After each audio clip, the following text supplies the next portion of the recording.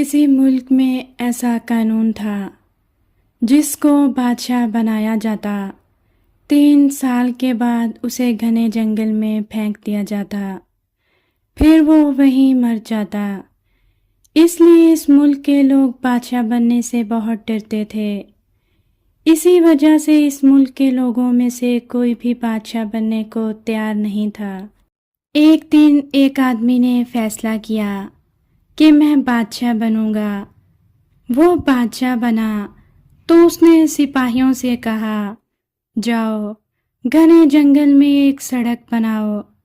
سپاہیوں نے سڑک بنا دی۔ بادشاہ نے لوگوں سے ان کے مسائل پوچھے اور انہیں حل کیا۔ پانی کے لیے جگہ جگہ کنویں کھدوائے، بیماروں کے لیے ہسپتال بنوائے، سکول بنوائے، باغات بنوائے۔ ملک غذائی ضروریات سے مالا مال ہو گیا۔ اس دوران اس کے 3 سال پورے ہو گئے۔ بادشاہ نے لوگوں سے کہا کہ اب مجھے جنگل میں پھینک آؤ۔ لوگوں نے انکار کر دیا۔ بادشاہ نے پوچھا، کیوں؟